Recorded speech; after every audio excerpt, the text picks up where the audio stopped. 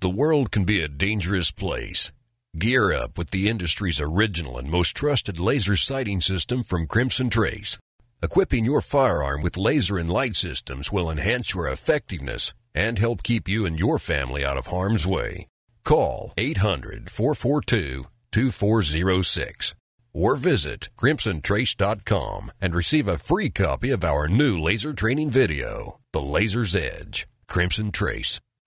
I'm a gun owner. Your views, advice, and questions are the driving force of Gun Talk. You know, I don't think that guns are scary things. Visit us online at www.guntalk.com. Call Tom now at 866-TALK-GUN, 866-825-5486. Let us know what you think about the gun-related issues of the day. Now, back to Gun Talk. All right, 866-TALK-GUN gets you in here. Shoot me an email, that is, tom@guntalk.com. Over on Twitter, I'm at GunTalk. Got a conversation happening over there. Looking for some comments, your reaction to this next piece. What if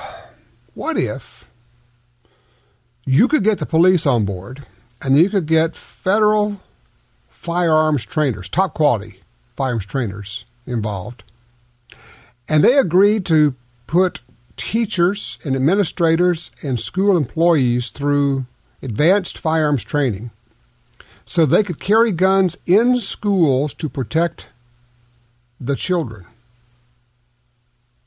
Is that nuts? Or is it just common sense? Well, I'll tell you what. We had a chance to talk with somebody who's put together just such a program. Here's that. All right, next up, we're going to have a most interesting guest. Joe Kalil has a great background. He's a commercial airline pilot. He serves as a federal law enforcement officer, law enforcement firearms instructor. He owns a firearms training school. And honestly, what happened was he got together with, a local sheriff, and they put together a program that it's local, but I think it should be of interest to everybody around the country. Joe, thank you so much for joining us. Thank you, sir. Well, now, tell me about this program and how it came to... Well, I guess, first of all, what is that, so people understand what we're talking about here? Well, the name of the program is the POST program, and the POST stands for Protecting Our Students and Teachers. And essentially, it's just a program that models the armed pilot program in format and structure and allows for teachers to be armed in schools. I think it's unconscionable to tell teachers and administrators, you have to throw your bodies into gunfire, into the line of fire, because we're going to prohibit you from protecting yourself and the children. This sounds like, to me, a perfectly sensible solution. Yes, sir. And matter of fact, specifically, my understanding is 4 of the teachers in Newtown that were killed were actually killed standing in front of their children, shielding their children. And it was specifically Newtown that got the sheriff and I together to actually look at this program. And the sheriff is not a supporter; he's actually a partner in this. And we've had other sheriffs step up to the plate to support the program. First of all, where are you located? I'm in northern Kentucky, right in the tri-state area of where Indiana, Ohio, and Kentucky come together. So, and the sheriff's name and what county is this? The sheriff's name is Boone County Sheriff Mike Helmig. All right. So, what is this? I mean, you're going to put teachers, administrators, even other workers in school through this program? Well, basically how it works is when the participants can be anybody that's employed in the school. So specifically teachers, administrators, staff, counselors, nurses, custodians, and bus drivers. And basically the process starts with the applicant filling out an application to apply to participate. And then they'd be interviewed by a board that would be consist of somebody from the sheriff's department, or specifically probably the sheriff or a designated representative, or a school board member or a designated representative. And if the school the teacher is volunteering from has a school resource officer, then we want the school resource officer to sit on the interview board to start the team concept relationship, to start right there in the interview process. Sure. Then the sheriff would do a comprehensive background check on the person, not just a criminal background check, but actually talk to people. Do they have an knack for losing control? Is there anything behind the scenes that you think that they should not participate in a program such as this? Then they would potentially go through either a polygraph and a drug test. Now, I say potentially because personally I don't think either one of those steps are necessary. That's just me. Mm-hmm. Then they must possess a concealed carry permit from whatever state they live in, and then they would attend a 5.5-day training course specifically designed for them carrying a gun in the school to mitigate the threat of an active shooter. And really, all their training is focused just on mitigating that specific threat. They're not there to learn handcuffing and enacting or enforcing penal code. It's only to stop the active shooter.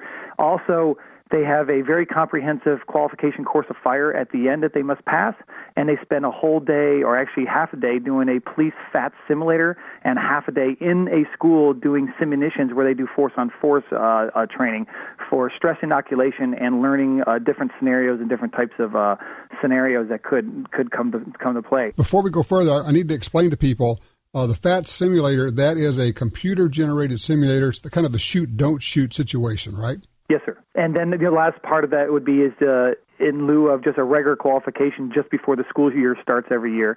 Our theory is doing a one-day course, including the qualification course of fire, but also supplementing it with mindset and the SOP and all the other features that just to kind of get them warmed up for the school year so they're ready to start the school year again.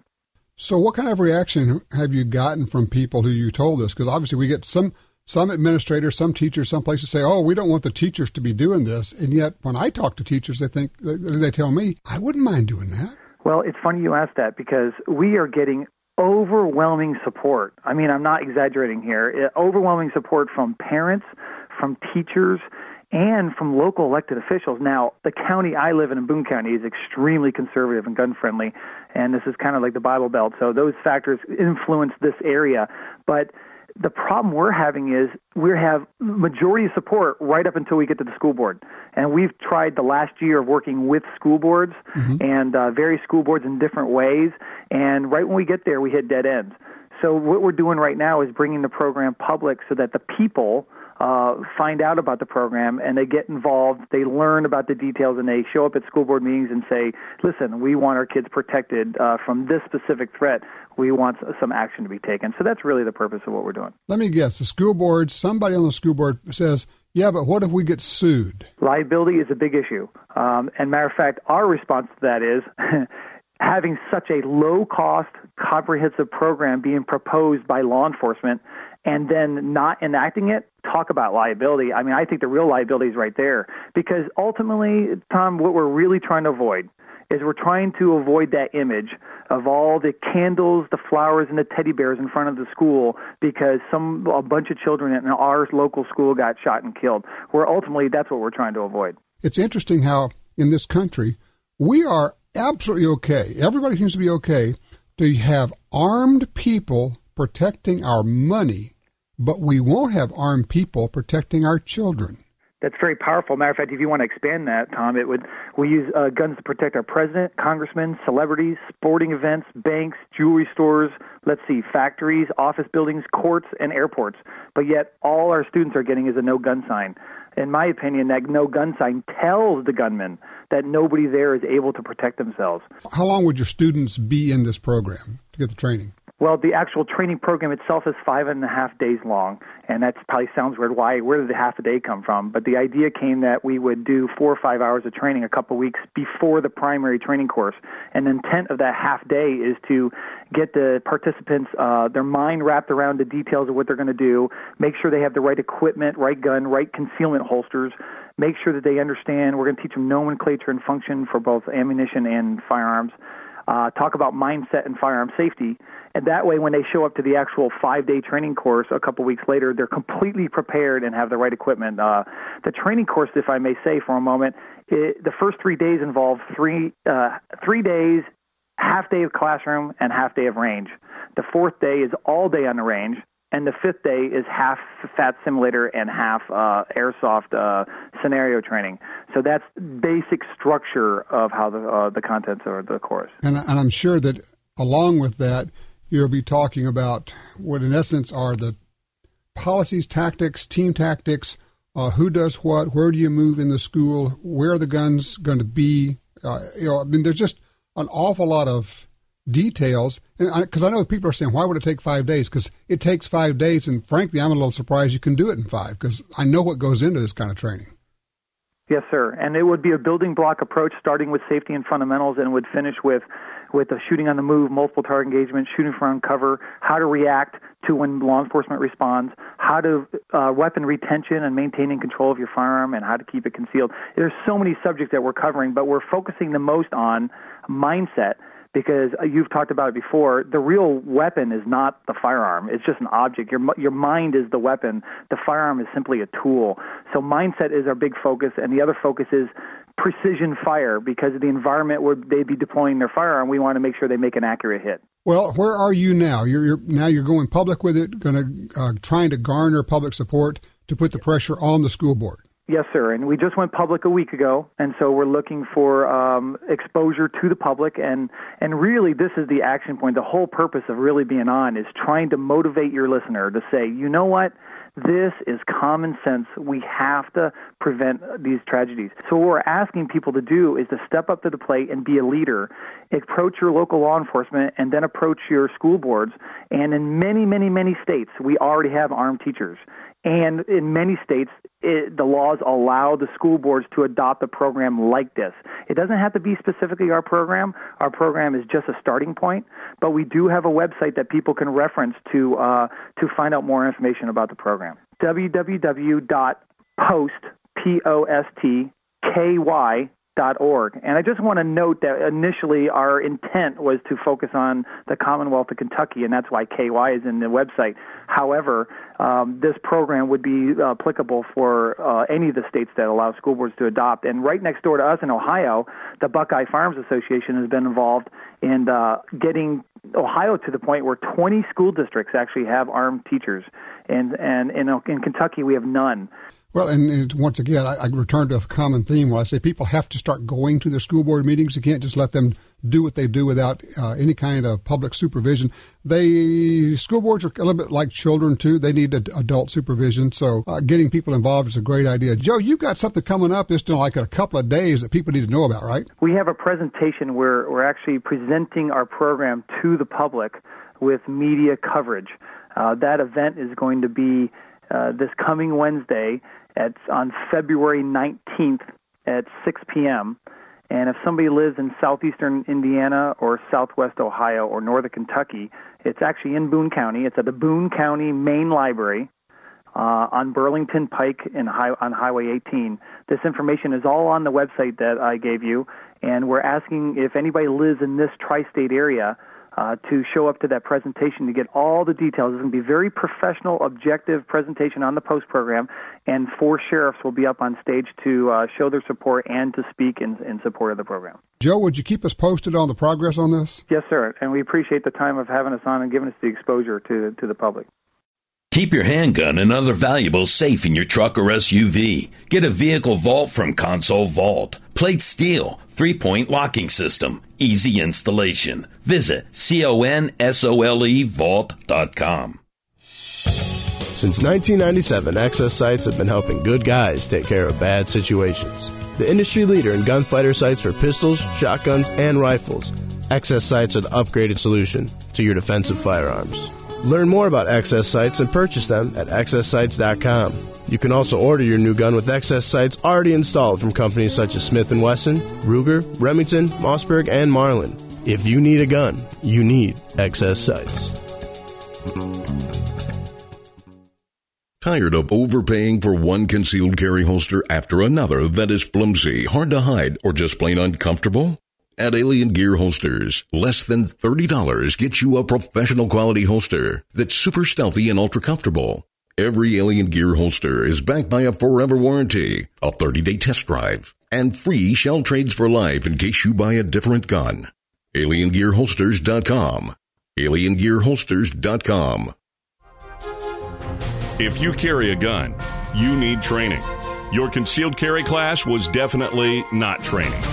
But time, money, and obligations keep you from spending days at a shooting school. The trusted folks at Gun Talk can help. Concealed Carry 1, our DVD featuring the VADA Group, covers what gun, what holster, how to carry, where to wear your gun, and much more. Visit ShopGunTalk.com. That's ShopGunTalk.com. Look, this really is life and death. Learn how to stay aware, how to get away, and how to fight if you must. At shopguntalk.com, you can get the 2 DVD set, including Fighting with the 1911 with Tiger McKee. No matter what gun you carry, this vital training info can save your life. Learn the draw, the stance, reloading, vital gear from Gun Talk. That's shopguntalk.com. shopguntalk.com. You're headed somewhere your gun can't go. Leave it in the truck? Unsecured? Nope. Get a vehicle vault. Fits most trucks and SUVs. Installs in 10 minutes. Plate steel. Fast access. Visit CONSOLE vault.com.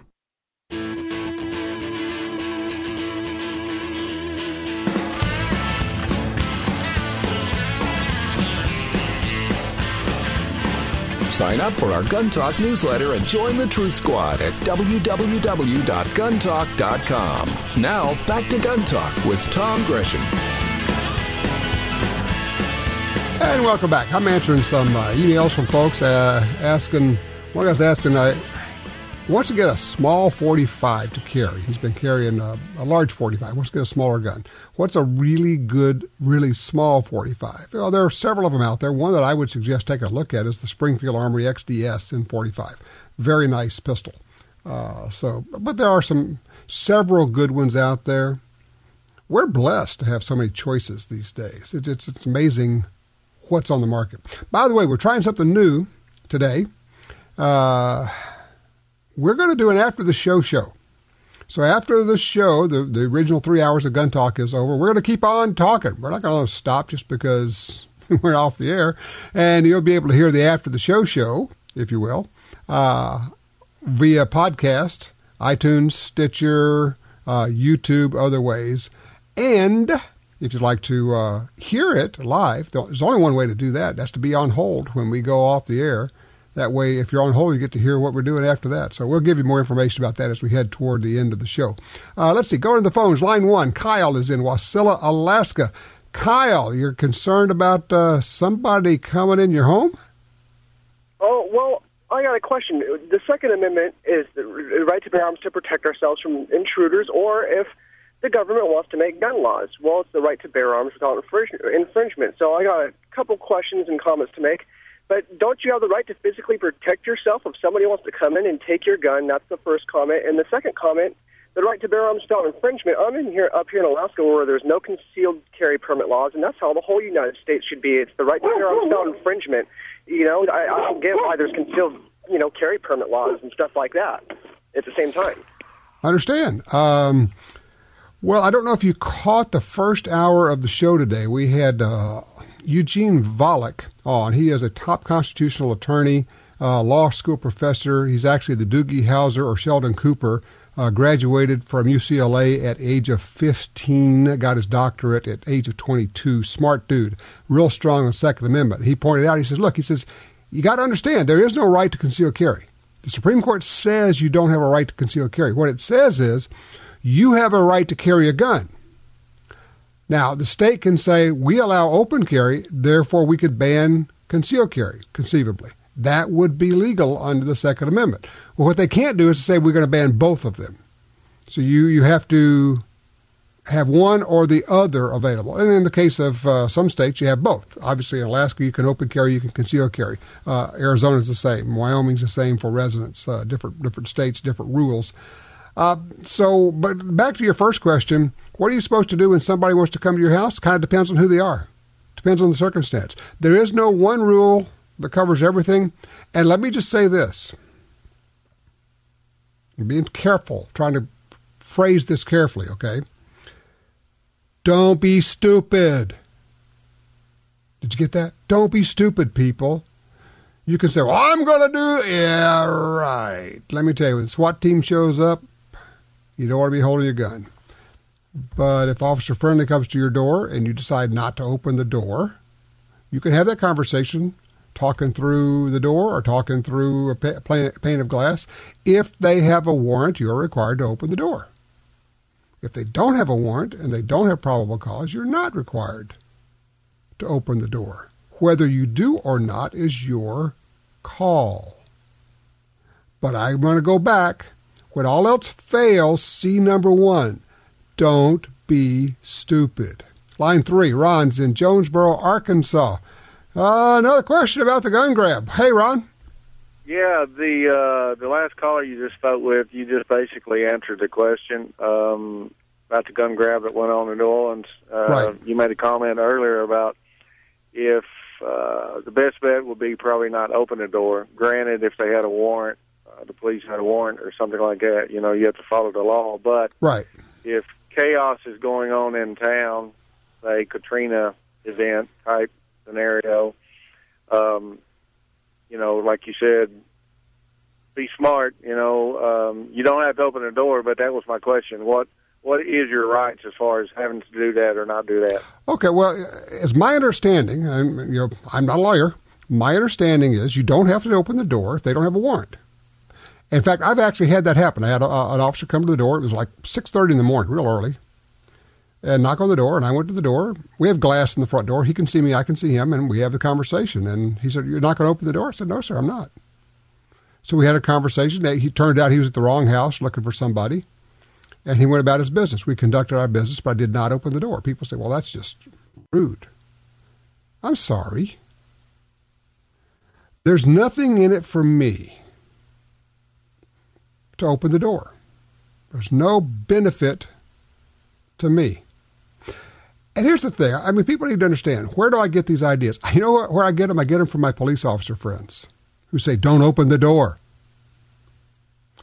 When my police officer friends say, if a police officer asks you if he can look in your car, always say no. Always, always, always, always say no. Teach your children who are adults, who are old enough to drive, to say no. And he said, well, you mind if I look in the car? No, sir. I'm sorry. I don't consent to searches. Always. I didn't come up with that from watching some goofy lawyer on YouTube. I came up with that because I know dozens and dozens and dozens and dozens of local, state, federal law enforcement officers who tell me don't consent to a search. They say, we never do. If we get stopped, we're not going to agree to a search. Don't open your door. Don't consent to a search. Rights are like muscles. You know what happens to a muscle if you don't use it? It atrophies and it dies and it goes away. You can't get it back. You got to exercise those rights. But again, remember, return to rule number 1. Don't be stupid. Don't be sticking your chest out. Be polite. Be courteous. Stand up for yourself, but if told what to do and they're going to come in anyway, step aside. Call your attorney. One of Talker Magazine's 100 most important radio talk show hosts in America. You're listening to Gun Talk, heard every week at this time on great radio stations across America. Stay tuned. Gun Talk is coming right back.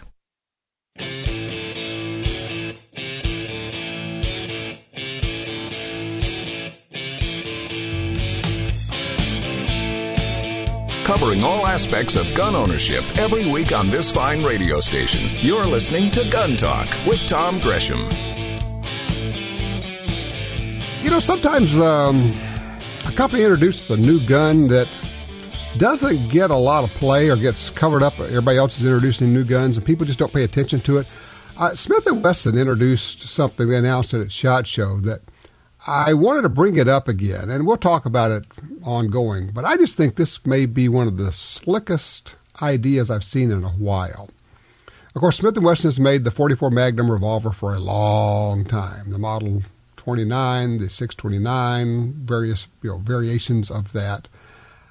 But it's a big gun. Okay, it's a heavy gun. It's in the N frame, they call it. That's a big frame.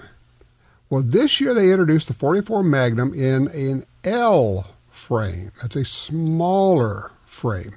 It's the L frame size is the one that the .357 is so sweet in.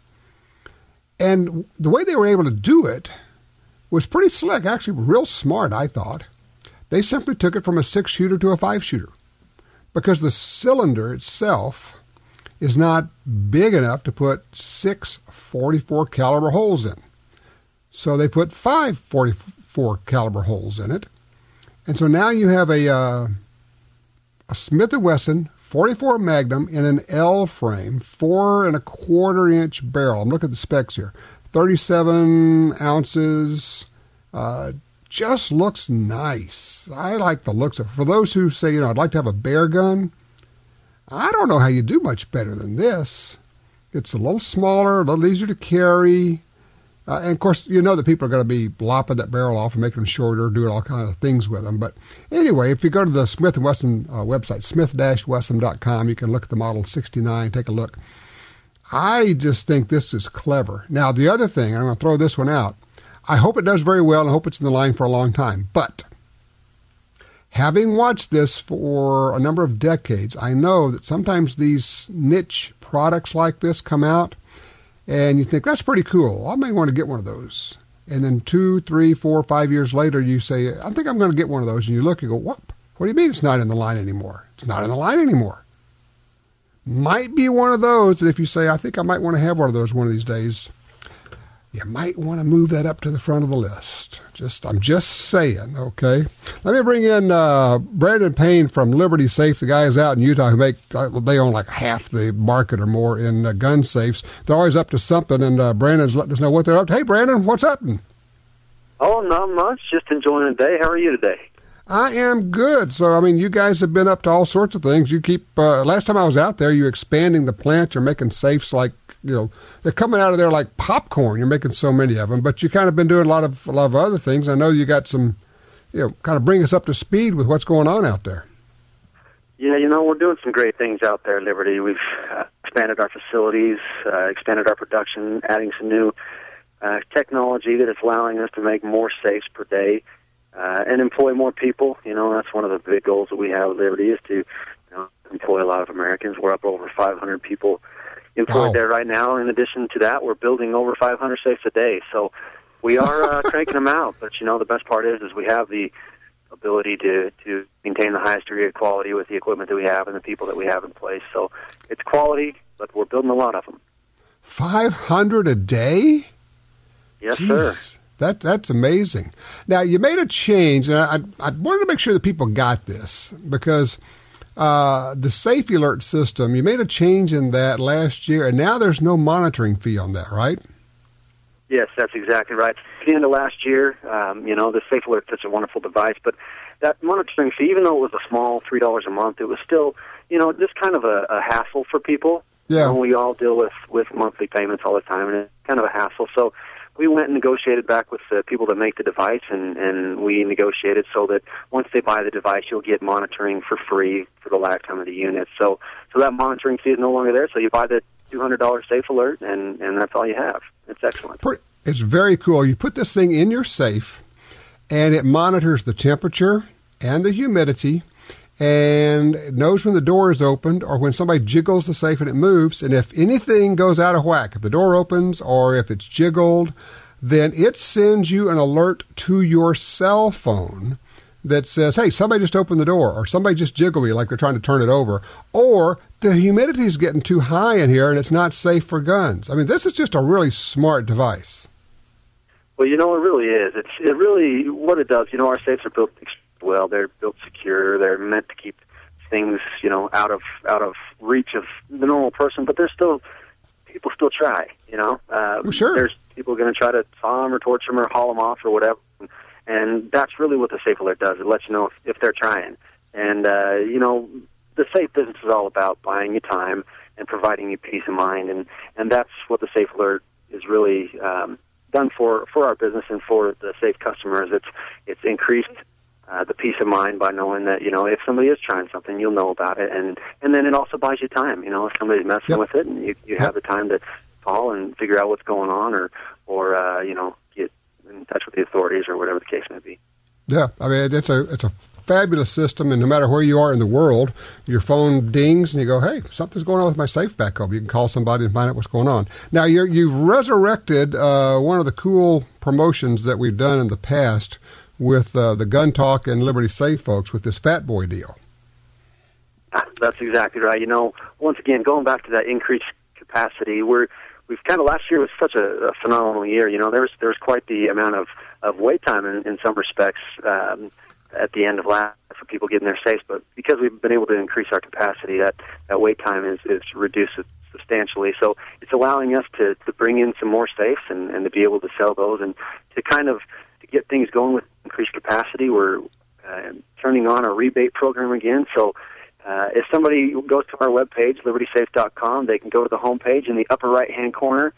They can click on, well, your pretty face is right there, Tom. They can click on and it'll take them right to the rebate, and they can print that out. And then what they do, take it into the dealer that you're buying it from. They'll give you half the rebate there, and then the other half you'll mail in with your registration of your safe, and then we'll send you the other half. So it's up to $250 off, which is a great rebate. It's something that people will really respond well to, and we're happy to offer it. Okay, up to $250 off a safe. You go to the Liberty Safe website. It's libertysafe.com, and over on the right side, you can either click on my face or you can click on the Fat Boy safe that's sitting there, and it's going to ask you for a promo code. And this one's really easy. You just put in TOM, my name, Tom, and then you can print out the discount coupon, and you're good for up to $250. So again, libertysafe.com. Click on either me or Fat Boy. Put in my name, Tom, and that'll get you the deal. That's exactly right. Pretty easy. Oh, crazy. Hey, it works. I like it. Listen, I appreciate you offering that to the Gun Talk listeners because they make good safes, and it's great to get. Hey, saving money is always good. Brandon, listen, thank you so much for joining us. Always a good thing. All righty? LibertySafe.com. You can save money there. Now we're open lines. You can join us. 866-TALK-GUN. 866-TALK-GUN. Be right back.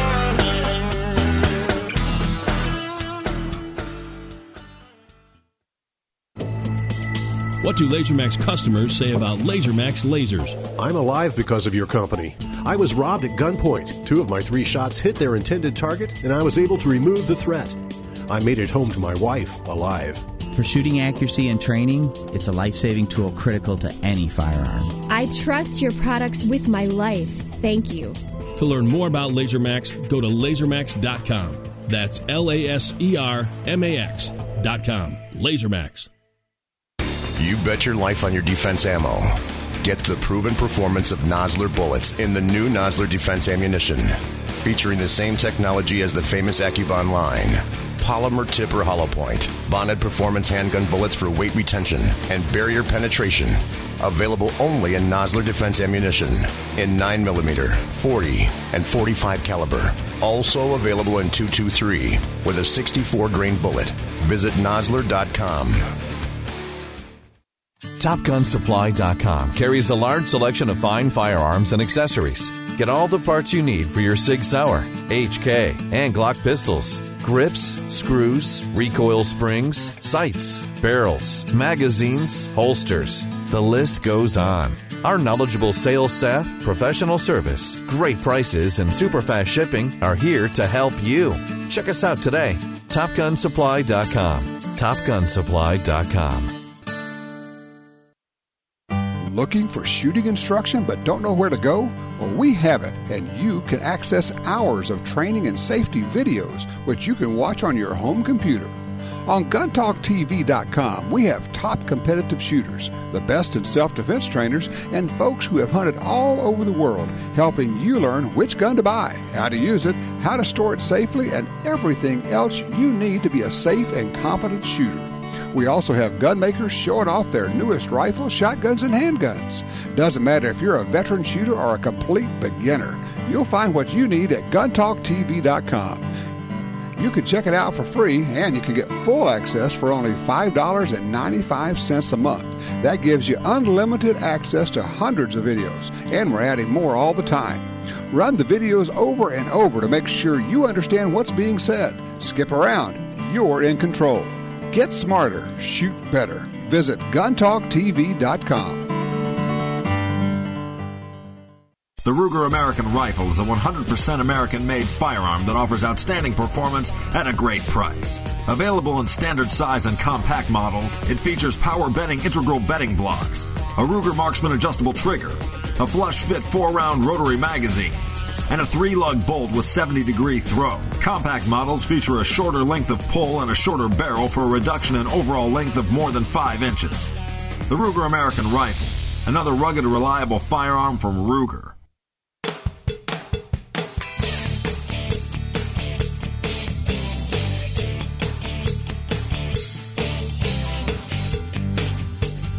thanks for being one of the 100 million gun owners in America who support Tom Gresham's Gun Talk. Even if you don't want to be on the air, you can still email Tom with your questions or concerns at tom@guntalk.com. Now, back to Gun Talk. All right, let's go straight to the phones. Line 1, Jim's in Trinity, Alabama. Jim, you think it's the war on drugs that's causing all of our problems, huh? Well, they've underwrote all of our civil rights with the war on drugs. With the confidential informant, you don't get to confront your accuser as guaranteed in the Constitution. It's just absolutely ridiculous. The moral of the story is, if you remember from WW2, the old saying, when they came for the Jews, I wasn't Juden. When they came for the gypsies, I cared not. Yeah. When they came for the homosexuals, it didn't affect me. But then when they came for me, there was no one to help me. Hey, I'm Jim. I'm right there with you. I think you're exactly right. The war on drugs is an industry. It's a multi-billion-dollar industry. It's where we get these unconscionable forfeiture laws, asset forfeiture laws, and where we have police departments who go in with a list of what they intend to get for their departments when they arrest somebody and charge them with a drug crime so they can keep their farm, their buildings, their cars, their airplanes, all their property. And in a lot of states, the police get to split that with the prosecutors and even the judges. Yeah, no conflict of interest here whatsoever. I'm right there with you, Jim. I think you're right. Line 3, Robert, Grants Pass, Oregon. What's this about the Second Amendment, huh? Yes, I'll try to be as quick as I possibly can. We have the Bill of Rights. All 10 of them are being violated. The states, the counties, the municipalities cannot touch them. They're set in stone, but we have judicial activism people are not aware of. On the Second Amendment, there's a little few words right at the end, shall not be infringed upon. I can own any gun and carry it in any place, concealed or not concealed. The government can tell me I cannot do it. That is on the Second Amendment. Judicial activism is running amok. All right, thanks, Robert. Yeah, well, it doesn't really work that way. No rights are absolute, and nothing in the Constitution is absolute. And that's not to say that they shouldn't be doing a lot of things, but yeah, it's a good point. We have in fact let things go, compromised on things that we shouldn't have, and it's hard to get them back. That's part of the fight. That's part of what we're doing with all these court cases right now. Both the NRA and the Second Amendment Foundation fighting real hard and winning a lot in courts. Losing some, but winning some. So we're making some headway. Line 2, Mark, Milwaukee, Oregon. Lead bullet bans? I was, during one of the breaks, they actually came on with a public service announcement from the was a National Geographic Society, and they were talking about the lead bullet bans and how the lead ammunition essentially was causing the condors to die and whatnot. I was wondering if you could touch on the science, or so-called, of that, sure. Because we've been using lead projectiles for hundreds of years, and then all of a sudden, all the animals are dying from lead poisoning, and I'm just curious is there any validity to this? No, none whatsoever. There's no science behind it at all. That's the whole point, is that this is religion in the form of environmentalism. And oh, by the way, when you hear public service announcements like that, I would question whether that's in the public service at all. I have been able to, in many cases, get TV radio stations to stop running PSAs just by saying, you know what, that's political. That's a political ad. That's not a PSA. That's not neutral. And I would ask you to please not play that. And it's amazing. A lot of times they say, well, yeah, we just get them. We just run them. They say they're PSAs. They don't care. You can often ask a station to please don't run those, and a lot of times they won't run. They'll take them off the air. But no, this whole lead bullet ban, lead bullets do not leach into the environment. Lead is not environmental lead. Lead bullets are not. And this whole condor thing, overblown, and talk about overreach, unbelievable. But then again, remember, it's California. Now, of course, they do want to take that to other states, because that's what happens. It's California's kind of like ectoplasm. It slimes the rest of us. It oozes out. Although, hey, We just got a huge win out there. And the Ninth Circuit Court of Appeals has ruled that California cannot ban concealed carry. They cannot require you to show good need. You have to show good need right now before you'll get your permit, which means you'll never get your permit in a lot of counties out in California. So, good news from the Ninth Circuit. Stands for Amazing. safety, personal responsibility, and common courtesy. To be a part of the show, call 1-TOM-TALK-GUN. Gun Talk will be right back.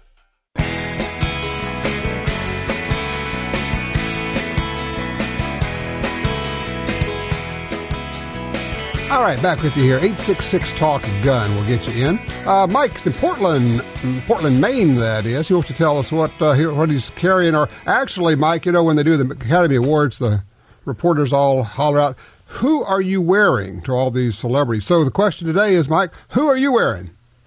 I'm wearing a Smith M&P 9, full frame, double stack.